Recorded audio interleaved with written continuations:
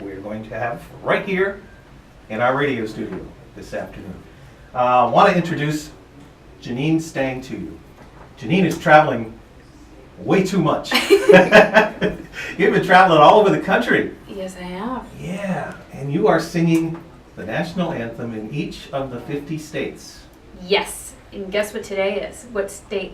Today is, well, I know where I am. Vermont. Do you know where you are? You know what's funny is I had to think about that because I did say what state, but I do know I am in Vermont. But guess what number it is? Oh, I don't know. I was looking at your map the other day. There are a lot on there. What is it? 42. 42? Yes. So we're state number 42. So this is your stop in Vermont.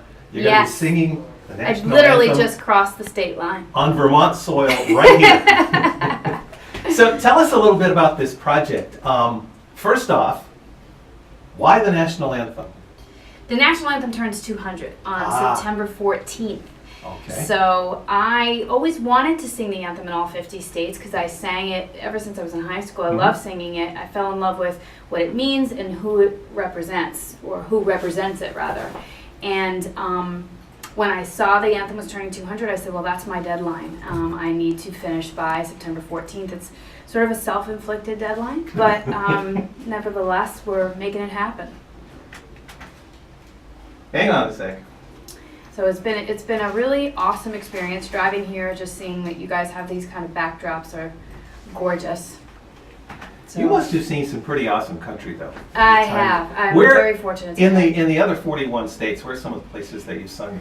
I sang on July 4th. I sang in Montana, in Red Lodge, Montana. Oh, wow. Gorgeous backdrop there. Yeah. And what better place than singing a rodeo on the 4th of July? Exactly. I also got to fly a World War II plane that Really? day. Yes. Wow, that's yes. awesome. I've sung for the Cincinnati Reds, the New Uh-huh. York Knicks, a lot of places in California. That's where I live right now. Right. And I have a lot of really cool events coming up, and even some cool places like I sang in Idaho, Wallace, Idaho, the center of the universe. Never heard of it before, but boy, with great people, and I had a great time. So huge events and small events, I love them all. So you're certainly gaining a new appreciation. I really this am. country. Like, America the Beautiful, America is beautiful. Yes. It's really awesome to be able to do this. I mean, in such a small amount of time, too. It's like, whoa. Yeah, when did you start? When did you start? I started July 3rd of 2012 was kind of like official, but I had a couple states under my belt at that point. But that's when I really did, and then I started to say, okay, I really got to ramp this up because the date's coming, and boy, is it, fast. Yeah, it certainly is. Yeah. Now, in addition to singing the national anthem to celebrate its 200th anniversary, you're also doing something Yes, with veterans. glad you asked. Yeah. I have cards that you all have to sign. Okay. They are blank thank you cards. Typically, I sing at sporting events, things like that. People can come up and they sign thank you notes that are, the inside's blank, so they're coming up with things on their own and saying thank you to a veteran or somebody who's currently deployed. And each of those cards then go into a care package that's provided by Operation Gratitude. They've sent over 1 million care packages out. So these are going in there, and it's really cool because it's getting people to be, it's allowing people to take a moment to be grateful, and also it's just right after they sang the national anthem. It's a good tie-in, especially since the anthem turns 200. People are really starting to say, well, if it weren't for these people who are fighting for our freedom or have fought, we wouldn't be able to sing that song.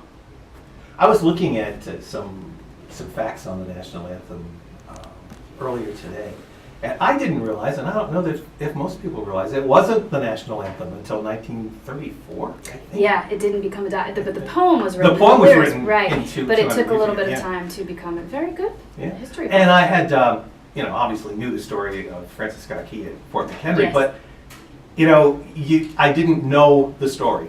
Right. It's good for everybody to know. Of being, with the fog and the smoke, and when it cleared. Yeah. He had no idea, absolutely no idea who had won that battle till it all cleared and saw the U.S. flag up there. It means a lot more when you say our flag was still there. It's like, okay, that really meant something. It wasn't just these will sound nice. It's not just the song to start a baseball game. Exactly.